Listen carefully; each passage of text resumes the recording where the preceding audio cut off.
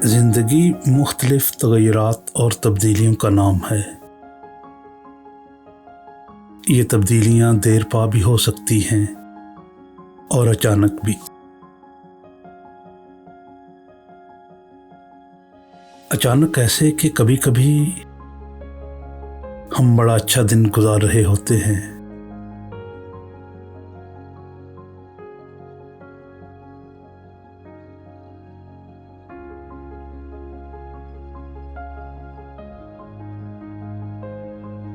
और फिर अचानक से सोशल मीडिया पर कोई तस्वीर आपकी निगाह से गुजरती है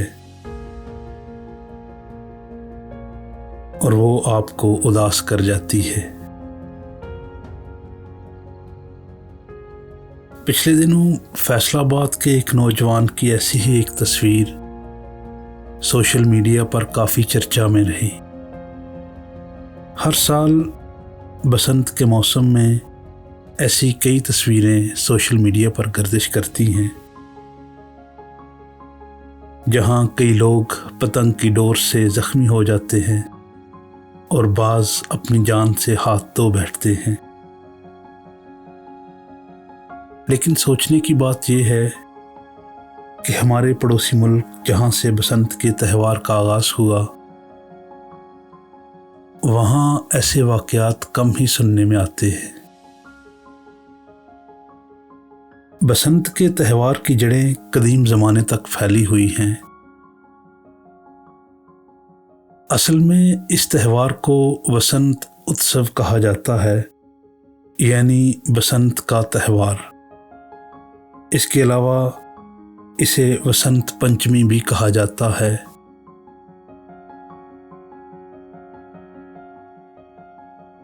संस्कृत में वसंत का मतलब है मौसम बहार और पंचमी का मतलब है 5वां दिन।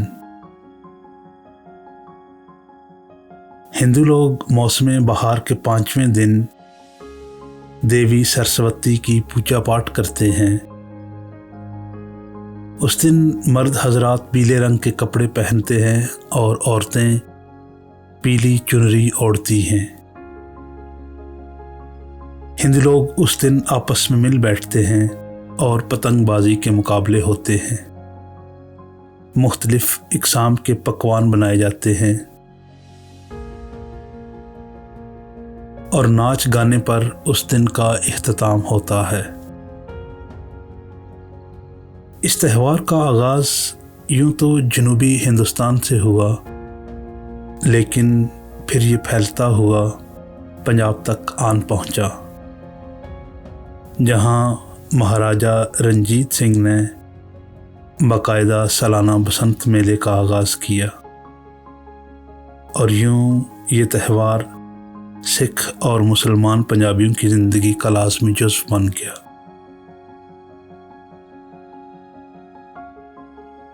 पाकिस्तान यूं तो इस्लाम के नाम पर बना और वो शहर लाहौर जहां करारदाद पाकिस्तान पेश की गई, उसी शहर में बसंत की जड़ें वक्त के साथ साथ मजबूत तर होती गई।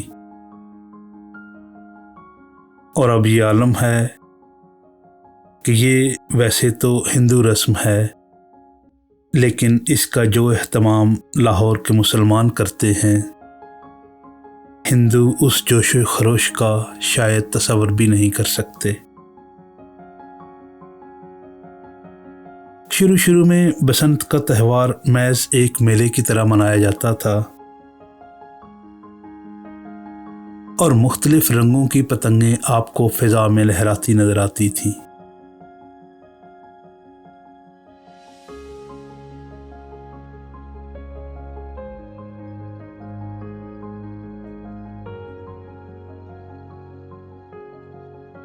लेकिन फिर आहिस्ता आहिस्ता एक दूसरे की पतंग काटने का सिलसिला शुरू हुआ, जिसने मुख्तलिफ धात की डोरों को जन्म दिया और बसंत का ये त्यौहार बाकायदा मैदान जंग बन गया।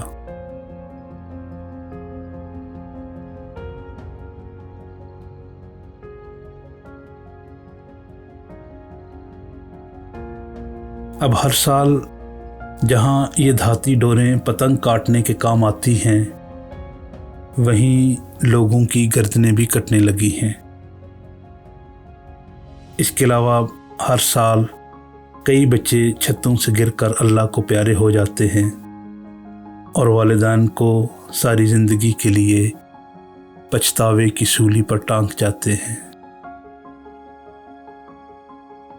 इस सिलसिले में हुकूमत पाकिस्तान को चाहिए कि वो ऐसी धाती डोरें बनाने वाले लोगों को इंसाफ के कटहरे में लाए। ये पता लगाना कि ऐसी धाती डोरें बनाने के पीछे कौन लोग हैं, हुकूमत के लिए कोई मुश्किल काम नहीं।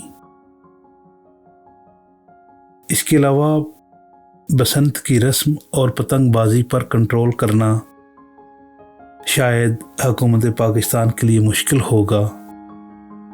अलबत्ता दूसरे मुल्कों की तरह शहरी इलाकों से परे पतंगबाजी के लिए हुकूमत को मैदान वक्फ कर देने चाहिए, क्योंकि अब हर साल धाती डोर से मरने वालों की तादाद बढ़ रही है और अगर इसकी रोकथाम ना की गई तो ये एक मज़मूम जुर्म की शक्ल इख्तियार कर लेगी।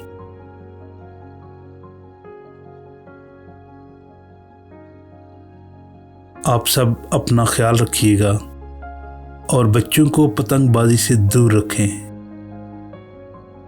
क्योंकि अपनी जान बचाना हमारा फ़र्ज़ है, हुकूमत का नहीं, और ख़ासकर हुकूमत पाकिस्तान का अपनी अवाम की तरफ तो बिल्कुल भी फ़र्ज़ नहीं। मिलते हैं अगले हफ्ते आपके अपने चैनल खाना बदोश पर।